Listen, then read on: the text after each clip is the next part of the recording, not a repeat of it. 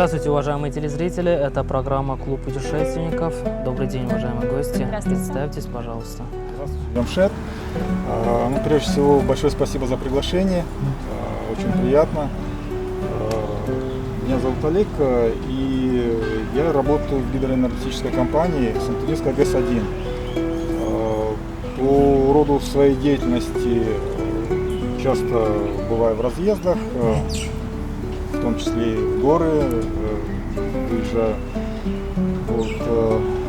Очень люблю нашу природу, Таджикистан, и мне в целом очень нравится все, что нас окружает. Очень красиво. Меня зовут Наргиз, и я просто люблю Таджикистан и путешествовать. А откуда у вас появилась любовь к горам? Расскажите, пожалуйста. Вы знаете, любовь к горам, наверное, с самого детства, еще будучи ребенком, вот таким вот, старшие родители выезжали в горы, брали нас с собой, детишек, и мы видели, вот как вокруг там собирали грибы, где-то там бегали, там лазили по деревьям, бегали по тропинкам. Это было настолько увлекательно, что, наверное, вот поселилось в сердце и просто вот как-то уже вот впиталось в нас. А самостоятельно я стал ездить в горы примерно класса с 8 или с 9. Вот, мы собирались с одноклассниками и выезжали в Арзобское ущелье, так, садились на маршрутку и вот так вот на 21 километр в Бузгар. Вот, ходили к водопадам, наслаждались природой. Знаете, было так классно, когда вот сидишь, там, зажигали костер, вокруг пели песни, это было очень интересно, увлекательно.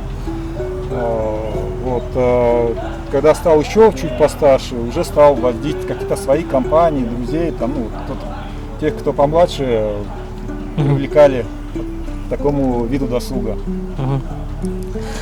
У меня детство было более такое спокойное. Мы с родителями ездили всегда отдыхать, там в Азовское озеро, Мехкарьер, плавали. В горы нас не отпускали, потому что всегда боялись, что змеи там, скорпионы.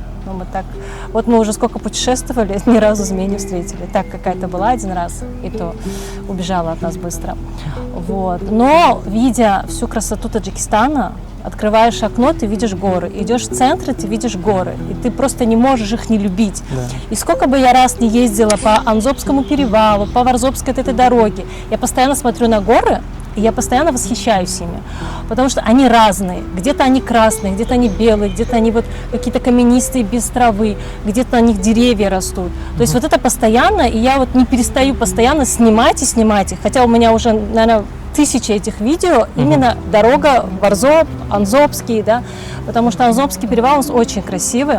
Пару раз мы даже просто ездили на 77-й километр, что ли, до Истеклола, вот этого, Истеклол, да? Вот это, в этом мы там останавливались и просто фотографировались, смотрели и возвращались назад. Потому что это шикарный вид, его, нельзя нигде купить, мне кажется. И вот постоянно видя вот это все, конечно, ты полюбишь путешествовать. А когда ты сюда поедешь, туда поедешь, ты видишь там красиво, тут, и тебе хочется увидеть как можно больше.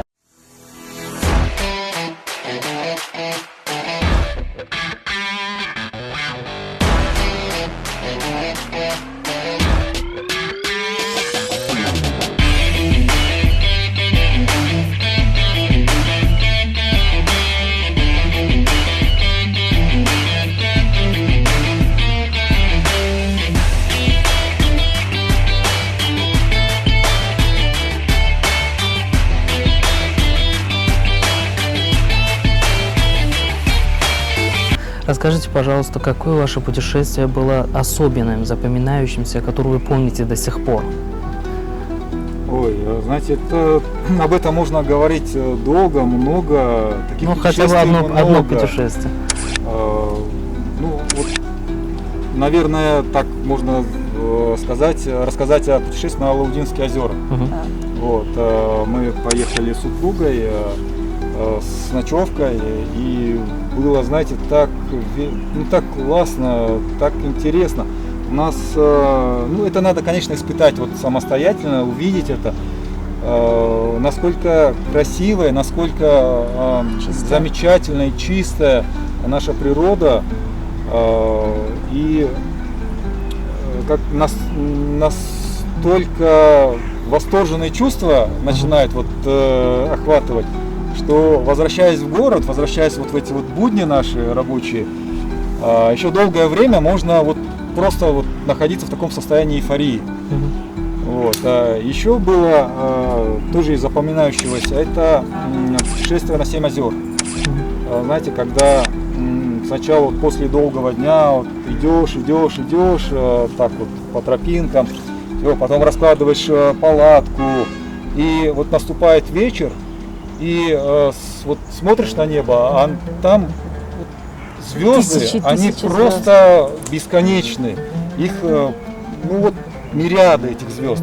И это настолько завораживает, что, наверное, можно вечно любоваться, просто смотреть, как летит спутник, или падает метеорит, или просто искать созвездия. Это просто не передать словами, насколько это привлекает. Вот я добавлю к этому, когда мы на 7 озер поехали, и я просто сидела, и я просто подняла голову и смотрела, потому что я не могла сфотографировать это, оставить на память. И я просто сидела вот так, смотрела и запоминала, чтобы в моей памяти это все осталось, потому что это просто ты, когда сидишь, ты понимаешь вот эту масштабность, вот этой вселенной, что это не просто звездочка, это миллиарды звезд, как наше Солнце. То есть, а кто-то уже давно погас, да, и вот этот свет до сих пор идет до нас.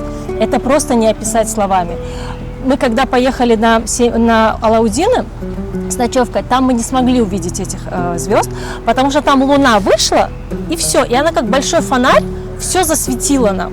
Возможно, когда луна прошла, и мы в это время спали, можно было посмотреть, но мы уже спали, как говорится, я этого не увидела. Мне Алаудины это попали в сердечко, потому что это такое место, куда хочется возвращаться. Дорога туда дальняя, дорога туда страшная, потому что там такие перевал, таги называется, который просто смотришь вниз и молишься, и говоришь: Господи, водитель знает, куда ехать и как ехать. А так мне еще запомнилось, когда я один раз поехала в Тимур-Дару без мужа. Вот тогда я так испугалась. Этот спуск, я сидела просто и думала: Боже мой, зачем я сюда пошла одна?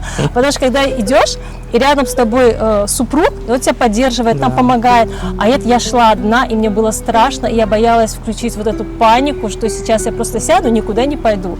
Думаю: Боже мой, у меня дома дети, муж, родители меня ждут. Я спустилась, конечно, все это было хорошо, но я мужу сказала: в Тимур-Дару больше без тебя я не пойду, потому что это было мне страшно. Алаудины, мы там были 3 раза. Один раз поехали, когда озеро было замерзшее, просто. Был снег, но было красиво.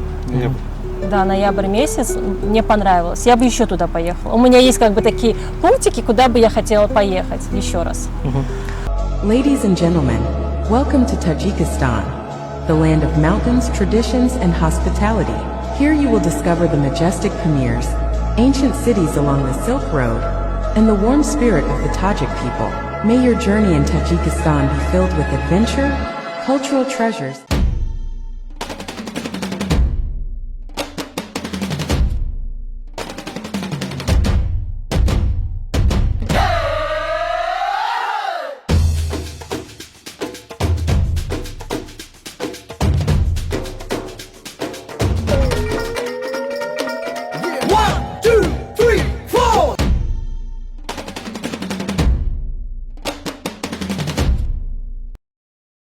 Наши климатические условия в горах, они особенные.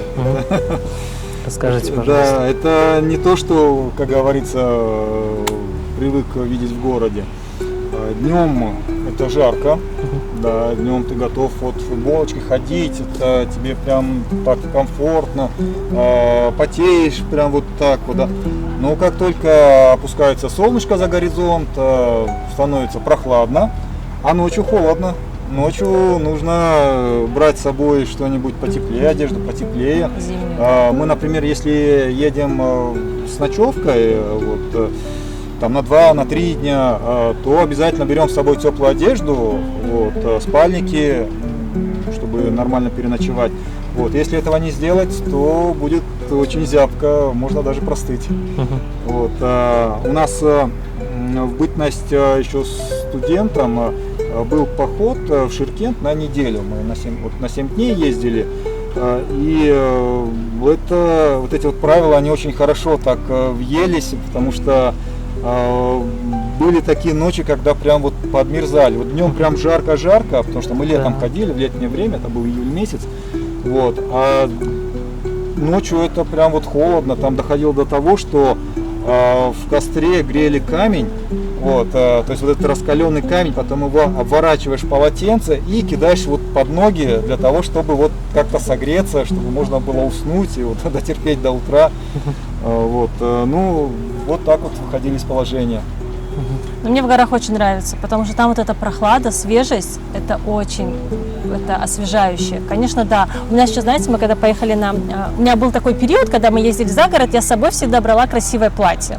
Я фоткалась, вот, и я могла вот днем фоткаться в красивом платье, а потом ночью я надевала теплые вещи, куртку, все, и вот так мы спали, потому что это было очень холодно. Но вот я бы поехала в горы. Клянусь, сейчас такая жара в городе, я бы вот рванула бы туда, где попрохладнее, и лучше бы я там недельку пожила. Там очень комфортно. Да, холодно, но мне нравится. Вот летом куда лучше всего сходить сейчас? В какие горы посоветуете? Я бы в Артуч поехала. Вот чисто, знаете, там в Артуче что хорошо, это не реклама. Это отзыв, мы там были 2 раза, то есть там хорошие домики, можно с семьей поехать спокойно, то есть спать удобно, комфортно, там можно и в палатках спать, но там вот можно даже на неделю поехать, да, и если вот дети большие, допустим, у нас пока еще маленькие, можно там целый круг сделать и много чего увидеть, вот, поэтому вот туда бы я поехала, чисто вот чтобы там пожить, отдохнуть. А вот чисто с ночевкой, да, это вот Алаудин, это вот просто говорю, это топ-место, куда бы я еще вернулась. Вот Алаудин, это да, вот туда бы. А так, ну, просто куда-то поехать однодневный, конечно, у нас сейчас много вариантов. Есть, конечно, вот если в сторону Кургана, да, вот Кулябы, там очень жарко сейчас. Да. Поэтому вот в сторону вот Сагдийской области, там попрохладнее, там покомфортнее. Вот, я бы, конечно, вот туда бы посоветовала. Да, спасибо. Вот вы много путешествуете и не часто встречаетесь с местными жителями, которые живут в горных местностях, например. А как они относятся к туристам? Расскажите, пожалуйста. Очень, да. Да, они очень гостеприимные. Дети Очень всегда махают в машине, да, махают. Если что-то есть, можно конфетки им дать. Об Очень... этом, да, это можно отметить особо. Вот куда бы ни зашел, вот в какой бы хавли не обратился, вот просто попить. Они не просто тебе воды вынесут, они тебя заставят, тебя посадят за дастархан, дадут вот, ну, я не знаю, тут, может быть, последним даже поделятся, вот готовы просто последнее, да, тебе обязательно джургот поставят, вот тебе лепешку поставят, вот тебе тут мед могут поставить. Все домашнее, да? Все домашнее, вот свое, сделанное с душой, сделанное своими руками. Я чистого вот, сердца. курутоп там приготовят, все поставят, пожалуйста. Вот у нас в Таджикистане вот слово такое есть, оно действительно передает, наверное, вот всю суть, то есть мехмон. То есть гость, мехмон, да. в переводе гость. И когда ты приходишь как гость, вот, перед гостем открываются все двери. Да. И тебе готовы отдать настолько вот свою душу открыть просто, вот настолько готовы вот открыться, вот предоставить, создать вот уют, как будто ты самый близкий родственник. И вот это очень приятно видеть, очень приятно. В городе, к сожалению, не везде, не всегда вот такое увидишь, такое гостеприимство. Да, конечно, мы вот в среде друзей, там у нас все это встречается, но вот чужого человека уже могут, конечно, встретить с опаской. А вот в кишлаках нет, такого нет. Там ты приходишь, ты как будто бы у себя дома, вот все, перед тобой все вот открыто, пожалуйста. Ну, надо, конечно, вести себя как гость, надо уважать традиции, надо уважать правила этого дома и надо вести себя достойно, подобающе.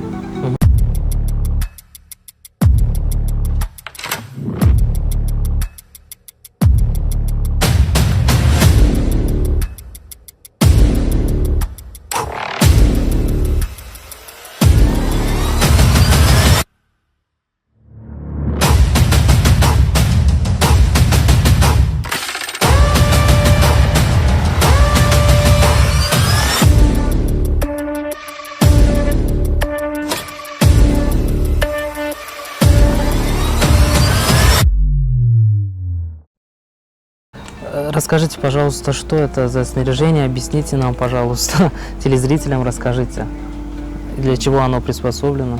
Да, это такая лодочка у нас, называется САП. Она предназначена для сплава по реке. У нас в Таджикистане много рек. Вот. Мы вот на САПе предпочитаем сплавляться по Вахшу. Очень классно. Эта лодка, она выдерживает 2 человек вот, свободно, да, то есть 2 взрослых, можно даже ребенка посадить. Вот.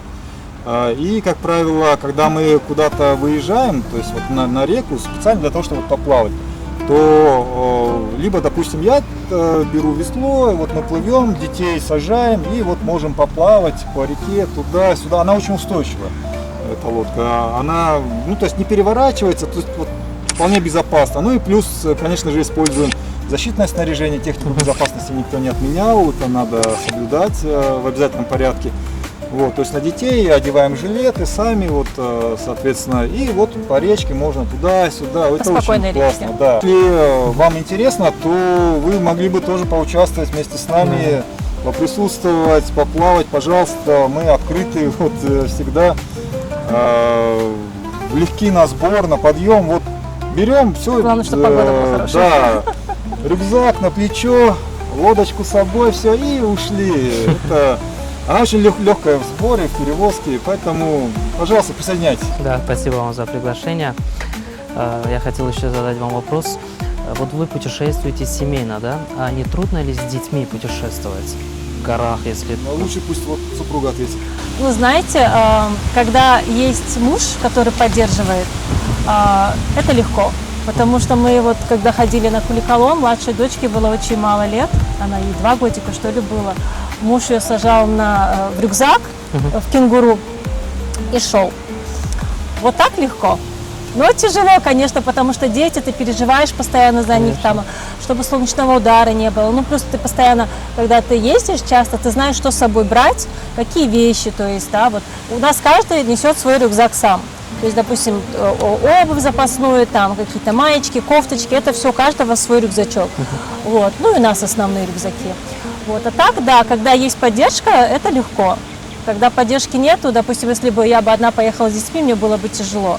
А так, мне нравится. Конечно, дети иногда такие, типа, ой, мы опять куда-то едем. Но я надеюсь, что через какое-то время они это все переосмыслят и поймут, какие классные у них родители были, что они таскали их по этим горам зачем-то, на тот момент, вот сейчас они об этом думают, но потом они будут сидеть и рассказывать своим детям, нашим внукам, дай бог, да, что как круто у них проходило детство, что вот родители не сидели дома и показали им Таджикистан. И у меня вот там дочка, например, спрашивает: пап, а вот это вот что такое, это что за растение? И я рассказываю, потому что когда-то, в свое время, мне рассказали это. То есть, и я могу сейчас ей рассказать. А что-то я в интернете прочитал, а что-то я там где-то там в лекарственных справочниках, например, да, прочитал, что это вот там растение, там можно из него чай приготовить, а из этого там можно какой-то там успокоительный, а вот это вот там для того-то лечит там. А эти нельзя трогать, потому что да, они опасны. это ядовитые, это вот лучше с этим не связываться, да. И я имею возможность весь свой опыт передать детям, то есть рассказать им. В свое время, возможно, им пригодится это в их жизни, да, когда они повзрослеют, они смогут этот опыт передать своим детям. Вот, мне кажется, это очень важно, в том числе в процессе воспитания. Спасибо вам огромное, поучаствовали в нашей программе, желаем вам всего самого наилучшего, рассказали нам все подробно, очень много полезного рассказали,